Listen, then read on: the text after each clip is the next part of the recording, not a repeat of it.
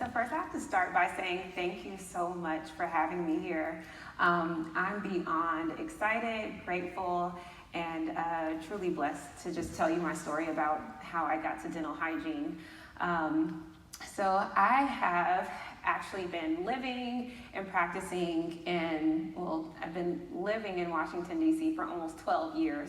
I've been there for a really long time, but I'm actually not from Washington, D.C. I'm not from the East Coast at all.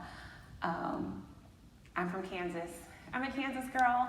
I put a map on there. I know we're in the Midwest right now, but just to let some other people know, I like to call Kansas the heart of the country because I love it there. It's a beautiful place. We have some awesome sports teams too. But I actually was born and raised in a really small town called Topeka. Topeka is actually the capital, and it's a beautiful town, but life is very slow and simple. And I always knew that I wanted more for myself. I feel like a lot of people's goals are to graduate from high school, potentially work at a plant. We have like Goodyear and Frito-Lay, get a nice car and possibly buy a house. But I always knew I wanted more for myself, and so I kind of aligned like my life experiences with Dorothy, of course.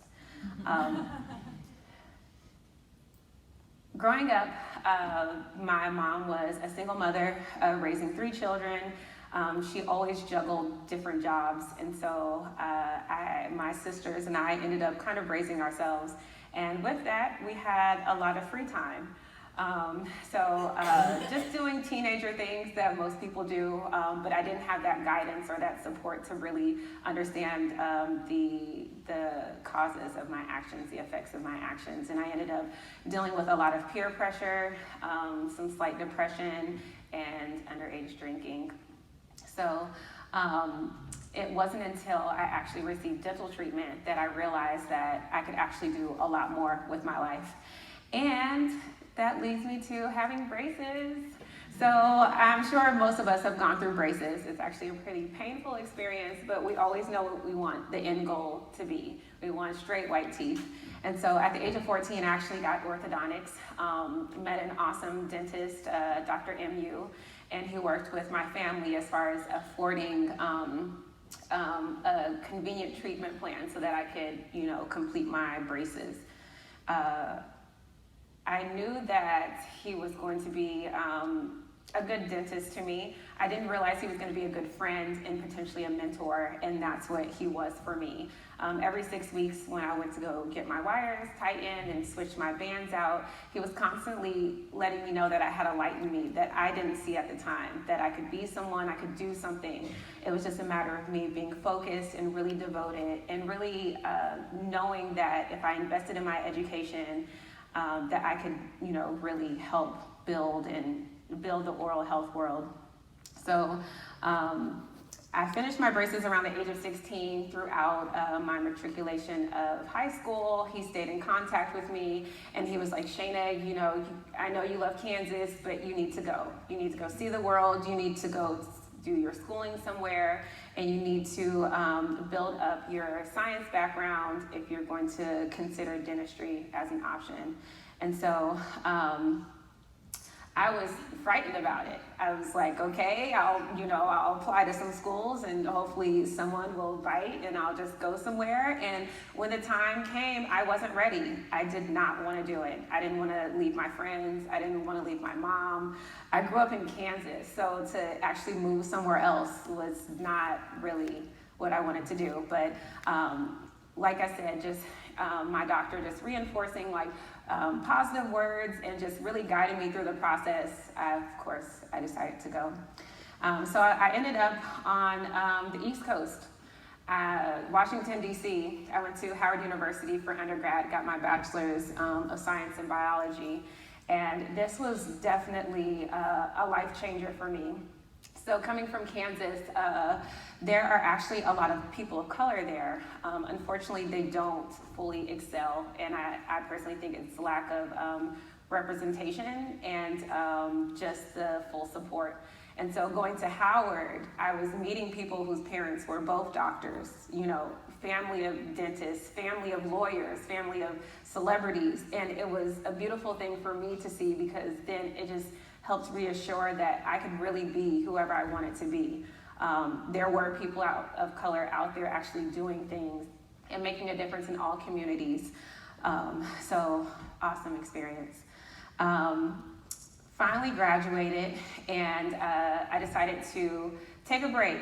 I wanted to enjoy myself before I decided applying to dental school. So took a year off. I started studying for the DAT, the dental admissions test, and I worked at a front desk dental office. And that was a very fun experience, because not only was I able to understand like how insurances work, also catch up on my soap operas, my favorite daytime shows, but I also got to see how the dentist and the dental hygienist were able to interact with their patients. And the dentist, you know, they love their patients. Of course they do, but I felt like there was a disconnect. I felt like a little bit of lackluster love there, and just always being very brief as far as the treatment that they needed and how they needed to maintain the treatment.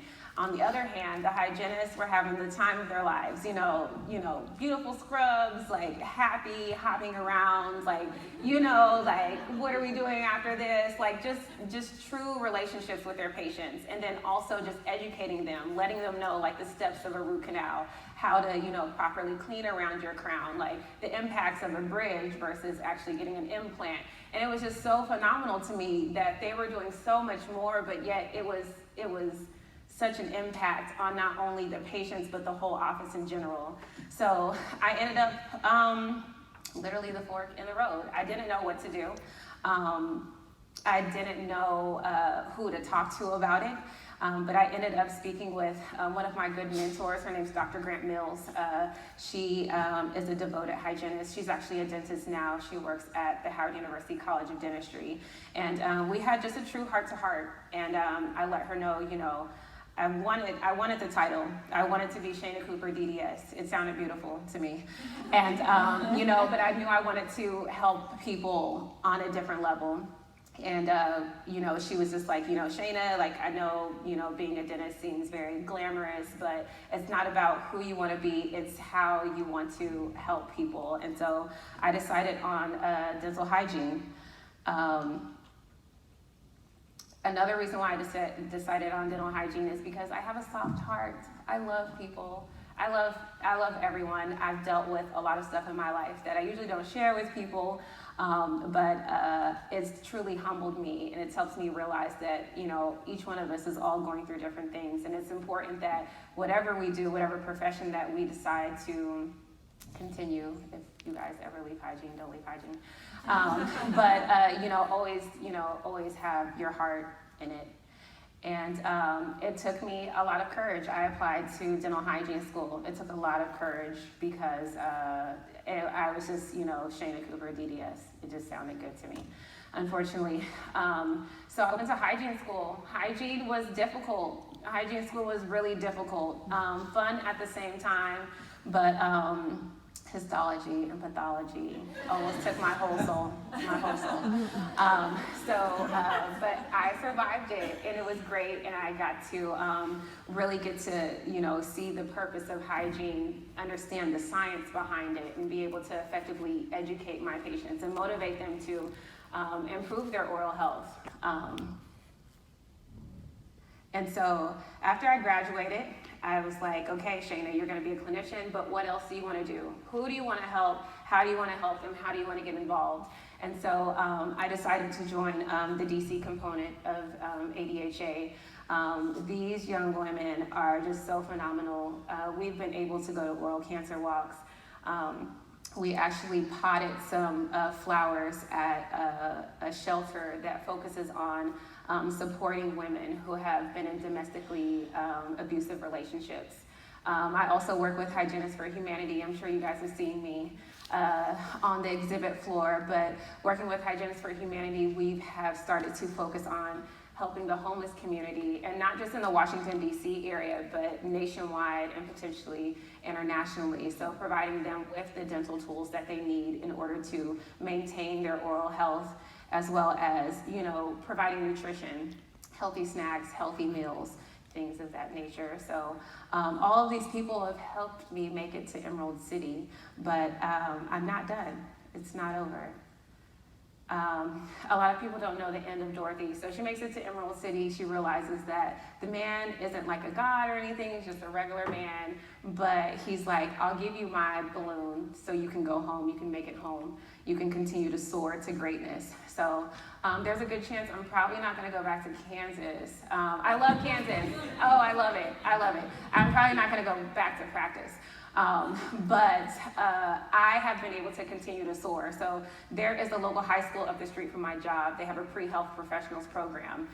They have a pre-dent, pre-medical, and I meet up with the high school students every now and then just to touch base with them, let them know the realities of being a dental professional, what it actually takes to, get to undergrad and to survive that process to get to dental school. But also letting them know that there is a large gap as far as like admissions for all minorities. In the summertime, Howard University has a program for children between the ages of 7 and 14, and they bring them in for a weekend, and they learn about nutritional values. They learn about orthodontic treatment, how to effectively clean around their brackets, as well as sugar consumption. We also just have heart-to-hearts with them, letting them know that they can be great, they can do whatever they want to do.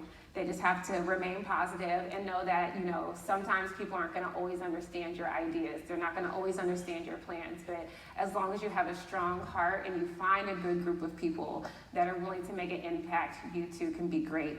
So I said all of this to say, and I included Dorothy in my story because each one of the people, the lion, the scarecrow, the tin man, they all had different insecurities that they were dealing with. None of us in here are perfect, but somehow we made it here, and we're not done. None of us are done with our greatness. And so, when you're meeting people in your operatory, when you're walking the street, when you're networking, when you're going to these events, always show your greatness. Always be positive. Understand that people are still growing, and that, 2 or 3 words can really change a person's life. So thank you so much.